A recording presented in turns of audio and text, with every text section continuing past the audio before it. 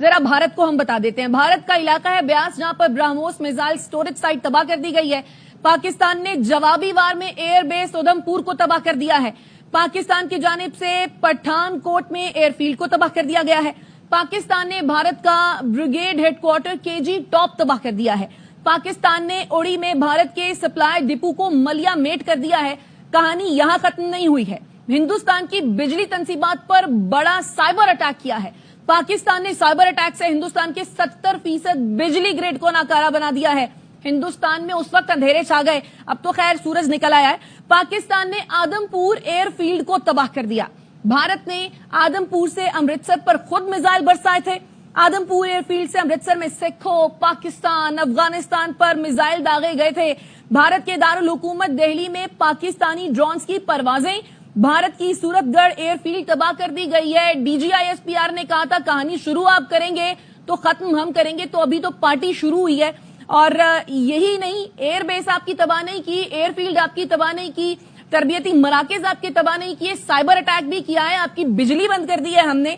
और इसके साथ साथ आपको ये भी बताएं कि पाकिस्तान साइबर अटैक टीम ने भारतीय Maharashtra state electricity transmission company limited पर साइबर हमला कर दिया है।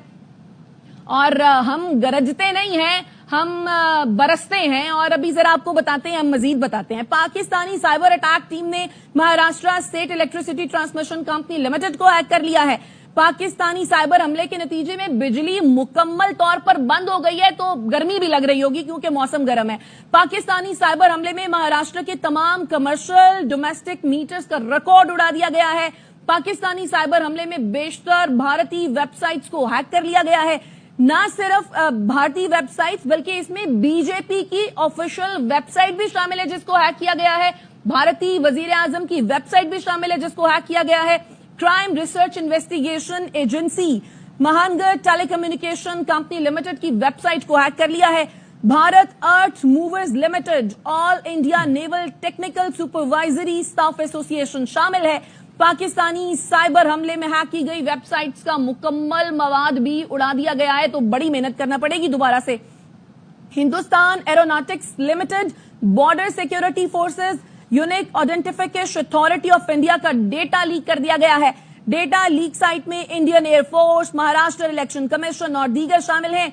इसके साथ साथ भारत के 2500 से ज्यादा सर्विलेंस कैमरे भी हैक कर लिए गए हैं। भारत की सरसा एयरफील्ड को तबाह कर दिया गया है।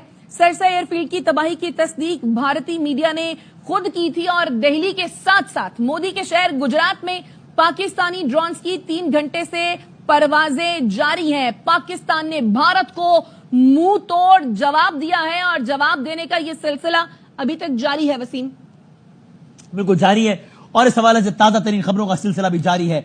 पाकिस्तानी फतह 1 मिसाइल सिस्टम के जरिए मुताद्दिद भारतीय